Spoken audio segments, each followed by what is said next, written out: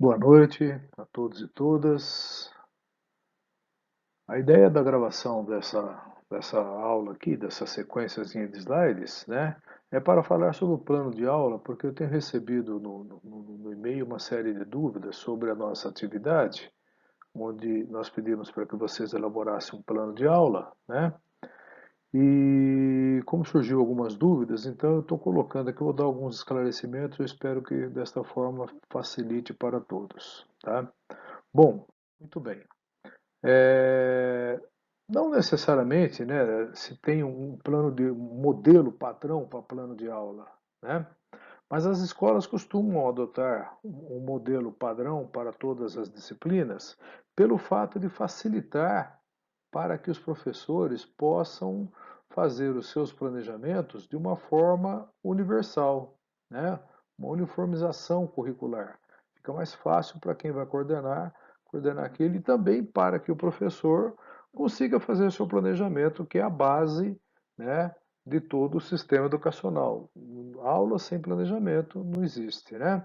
E às vezes o planejamento ficar só na cabeça também não funciona, porque a gente sempre esquece, né? Você lembra na primeira, na segunda, mas talvez na terceira aula que você for dar para a turma outra turma, de repente você esquece uma ou duas coisas e pode comprometer o seu planejamento todo, né? Então você ter um planejamento sempre é muito bom para isso, né?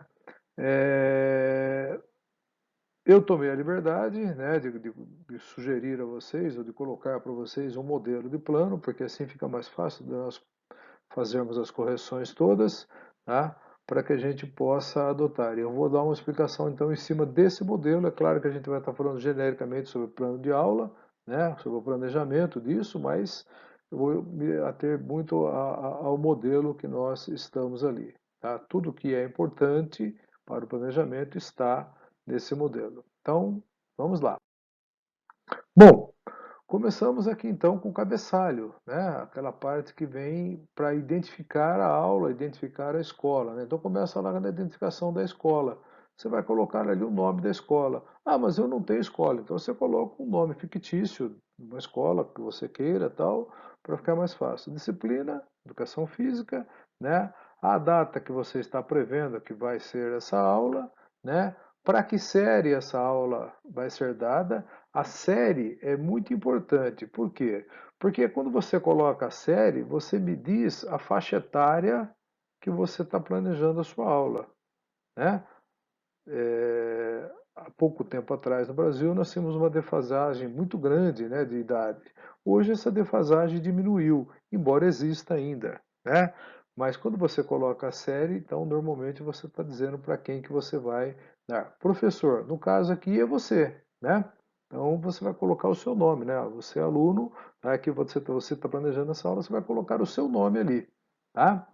O tema da aula. Então, o tema é o grande assunto da aula, né? O que que você vai dar, tá? O que que você vai trabalhar, tá? Então, se fôssemos falar de modalidade coletiva, você poderia estar falando lá o passe no handebol, o arremesso do basquete, né? O chute, né? No futebol, tá? Então, é o tema, tá? Então, nós vamos falar sobre ginástica localizada, vamos falar sobre ginástica aeróbica, ok? Ou então, mais específico ainda, vou falar sobre flexibilidade das pernas, né? Ou flexibilidade geral, tá? Enfim, objetivo geral, né? Vamos falar um pouquinho já já num slide mais específico sobre o objetivo, mas vocês vão ver, tá, como é que isso se define. Mas o objetivo geral, a princípio, é aquele grande objetivo da aula que normalmente está vinculado ao objetivo do semestre. Essa a aula ainda vai se alongar ainda sobre objetivos específicos. Vai ficar mais fácil para você poder entender isso, né? Então, o planejamento ele começa exatamente com isso, né? O plano de aula começa exatamente com isso, com a definição de objetivos, né? Nessa definição de objetivos, tá? Vai estar embutido aqui tudo aquilo que, né, a gente planeja, tá? Então, tudo aquilo que nós fazemos na vida é necessário prioritariamente definir por que que nós estamos fazendo aquilo, qual o objetivo disso, por que que realizamos, quais são as nossas intenções, o que nós esperamos alcançar com essas ações. Tá? É nessa linha que vão os objetivos. Então, você tem que especificar o que deve ser assimilado pelo aluno. O objetivo é sempre uma ação voltada para o aluno e não para o professor. Tá? Separar o material da aula. Tá? Isso não é objetivo. Tá? Ah, mas isso é uma coisa que eu tenho que fazer. Sim, você tem que fazer, mas não é o objetivo da aula. Tá? O objetivo é sempre voltado para a ação do aluno. Tá? Então, ele deve ser sempre dirigido ao aluno. Né? Indicar o que o aluno deve vivenciar, desenvolver, realizar, praticar, etc. Né? Ele começa sempre com um verbo no infinitivo, né, que vai me responder uma pergunta básica chamada o quê, né? Então, o que eu espero com aquilo, tá? Então, um verbo no infinitivo, tá? Realizar determinada coisa. O que é essa determinada coisa? O tema da aula, né? Tá? Vai dizer o como, né? Que tipo de atividade vai ser proposta, né? Então, e por fim, né? O para quê? Qual a intenção educacional dessa aula, tá? Então, um verbo no infinitivo, né? Executar a bandeja de direita, né? Do basquetebol, tá? De forma lúdica ou de forma recreativa ou de uma forma organizada em fileiras, enfim, você vai dizer como, né, que isso vai ser feito, tá? E para que serve, né? Para a correta utilização dentro do jogo do basquetebol, tá? Então aí há mais ou menos um objetivo, né? O outro temazinho que vem ali, o outro itemzinho que vem ali é o que a gente chama de conteúdo, né? Então o conteúdo ele está ligado diretamente ao tema da aula, né? Está ligado ao tema da aula que você colocou lá no cabeçalho, né? Então o conteúdo, se você estiver falando de passe, né? Você vai discriminar que passe que é, tá? Então o passe de ombro do handebol, né? O arremesso com uma das mãos no basquete, tá? Muito bem. Então, movimentos a serem trabalhados em aula, né? Ou em algum caso os valores, né, princípios que serão enfatizados. Eu posso, por exemplo, estar falando também de valores, eu posso estar falando de socialização dos alunos, né? O objetivo da minha aula é promover a socialização dos alunos. Ótimo, tá? Muito mérito nisso, né? É... No caso de movimentos, a gente deve definir, tá? Quais são os movimentos. Pode ser habilidades básicas, habilidades específicas, né? Andar ao redor da quadra, andar de uma determinada forma, né? Correr lentamente, tá? Executar tais e tais movimentos, enfim, você vai discriminar aquilo que você pretende que se faça, tá? Isso aí está no tema da aula, né? E os conteúdos, tá? Ele vem a ser a especificação, a delimitação desse tema proposto, né? Então, falar de passe no handebol, então passe de ombro, né? Ou então passe picado, né? Passe com pronação lateral, enfim, vou dizer aquilo que eu veio, aqui veio, né? Só podem ser colocados como conteúdo aquilo que for trabalhado intencionalmente na aula. Isso é importante, viu, gente? Tá? É aquilo que eu vou trabalhar intencionalmente, porque outros conteúdos também podem ocorrer. Por exemplo, quando eu estou trabalhando lá um arremesso com salto, né? No basquete, que a gente chama de jump, né? Tá? Eu vou trabalhar um pouco de força de perna. Então vai acontecer ali um trabalho de força de perna, mas força de perna não é o objetivo principal da aula, não é o que eu estou trabalhando intencionalmente. O que eu estou trabalhando intencionalmente é o arremesso, tá? Com salto, né? Então o arremesso com salto é o objetivo primordial, aquilo que eu estou trabalhando intencionalmente. É a isso que eu me refiro. Ah, vai ter um ganho de força de perna? Provavelmente. Por quê? Porque eu estou saltando, eu estou fazendo diversos movimentos de salto, né? Isso vai ter um fortalecimento, tá? Mas isso é lucro, tá? Não é aquilo que ocorre obrigatoriamente, tá? Muito bem. Depois vem lá aquele hora-aula, né? Que no nosso modelo está lá escrito como um H barra A, tá? Muita gente ficou em dúvida com isso, né? Então, hora-aula é o tempo da aula, né? É o tempo da aula. E preferencialmente faça a divisão de cada atividade prevista, tá? Dentro do desenvolvimento metodológico. Então você vai colocar lá o tempo total da aula. Você pode colocar lá 50 minutos, por exemplo. É uma forma, né? Eu não aconselho a fazer isso, tá? Eu aconselho a fazer desta forma aqui, tá? Colocando o tempo previsto para cada atividade que você descrever no desenvolvimento metodológico. Tá? Então, no desenvolvimento metodológico, você vai discriminar cada uma das atividades que você vai dar na aula. Digamos que você começa lá, começa com um alongamento, uma corridinha, sei lá. Tá? Então, você vai gastar 5 minutos, coloca ali 5 minutos. Né? Depois, você vai fazer uma partezinha da aula que é, então, a parte principal, que serão arremessos, tal, dessa forma, assim, assim, assim, descreve tá, direitinho o que vai fazer. Vou gastar ali 15 minutos. Depois eu vou gastar mais 10 minutos fazendo isso, isso, isso, mais 10 minutos. Tá? E por fim eu vou fazer uma atividade geral, né, com um joguinho, tal, tal, tal, onde eu vou gastar mais 15 minutos. Tá? E ao final eu vou fazer uma avaliação, né, onde cada aluno vai fazer a sua autoavaliação, por exemplo. Então, em grupos vão fazer uma avaliação coparticipativa, enfim. Vou dizer como que eu vou fazer, né? No total, eu não fiz a conta aqui, tá? Eu fui chutando tempos, né? Mas no total tem que dar os 50 minutos de aula, não pode ultrapassar os 50 minutos de aula. Se eu descrevo dessa forma assim discriminada, fica mais fácil para que eu possa controlar o tempo e o andamento da aula. Então, quando eu percebo lá que a segunda atividade tá, deu tanto tempo, você botou dentro do horário da aula, tá tudo bem. Se eu percebo que eu atrasei um pouquinho, eu acelero um pouquinho na outra. E você, com isso você vai controlando o tempo da aula. Professor é escravo do tempo. Você tem um tempo, um horário para começar, um horário para terminar a aula, porque afinal de contas você tem que entregar a turma para o outro professor, que também tem um horário para começar, um horário para terminar, e se cada um dos professores invadir o horário do outro, aí vira bagunça, a gente não consegue trabalhar, né? Então, na escola, infelizmente, nós somos escravos do tempo.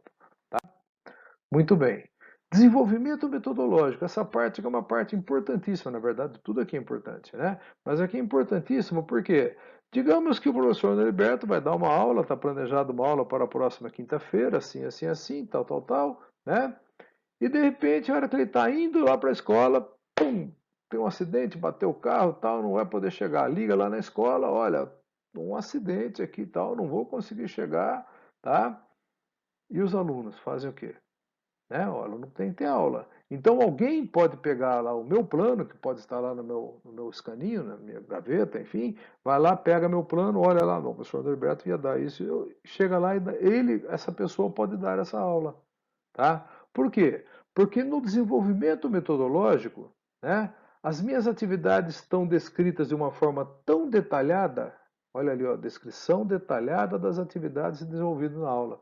Vai estar ali tão tintim por tintim, tintim por tintim, que qualquer um que pegue e leia é capaz de dar essa aula, tá? Talvez algumas intenções, de repente a pessoa não consegue, né? Se não for da área. Mas pelo menos deu a aula, os alunos não ficaram sem atividade e na próxima aula o professor Norberto, que está responsável pela turma, vai complementar e vai poder resolver as questões que ficarem pendentes, né? Mas é importante então descrever detalhadamente as atividades, tá? Porque essa descrição detalhada permite com que qualquer um que leia esse plano entenda perfeitamente. Aqui sim, aqui você vai colocar aqui, ó, a ação do professor e dos alunos, de forma que fique bem clara para quem tem acesso ao plano, né? Esse plano de aula, essas ações. Lá no objetivo, a ação é do aluno. Aqui é do aluno e do professor, né? Tá? Então vai ficar bem discriminadinho, né? No desenvolvimento metodológico pode ser reservado um espacinho ali para colocar o material, né, a ser desenvolvido ali em cada aula, tá? Nós aqui nesse modelo que estamos utilizando, nós colocamos então um quadradinho para o material, né? Então, nesse espaço aqui está reservado para que o professor relacione todo o material que vai ser utilizado em desenvolver as atividades previstas. Então, na aula eu vou usar 10 bolas, eu vou usar duas cordas, eu vou usar giz, enfim, eu vou relacionar todo o material que eu vou usar. Porque se eu começo a minha aula lá na quadra, de repente, putz, faltou aqui bola, faltou. Esqueci de trazer aqui os coletes, gente. Vou ter que ir lá na sala de material buscar. Normalmente a sala de material fica longe da quadra, né? Até você ir lá e voltar, você deixa uma turma ali de sexto, sétimo ano, imagina a balbúrdia que não vira ali. Então não dá para ir buscar material, por isso você não pode esquecer. Para que você não esqueça, lista todo o material que você precisa, tá? Porque assim você leva ele já separadinho, fica mais fácil. Tá? Um outro item importante que deve ser colocado lá no plano de aula, né? É qual estratégia você vai usar para avaliar, para ver se aqueles objetivos foram atingidos, né? Porque a avaliação nada mais é do que isso, né? Você verificar se os objetivos foram alcançados ou não, tá? Essa avaliação ela pode ser centralizada no professor, o professor que vai dizer, né? Olha, foi boa, você foi bem, você não foi e tal, e vai normalmente dar uma nota em cima disso, muito utilizada no caso do ensino fechado, né? Onde o professor é o centro da atenção. No caso do ensino aberto, onde o aluno é o centro da atenção, né? O centro do processo, tá? Normalmente a avaliação é coparticipativa, onde aluno e professor discutem o aprendizado. Ou uma autoavaliação, né? O aluno vai se autoavaliar, tá? Então os alunos vão dizer, olha, os pontos importantes da aula foram esses, foi isso, foi bom, isso foi ruim e tal, enfim. Eles vão fazer a avaliação.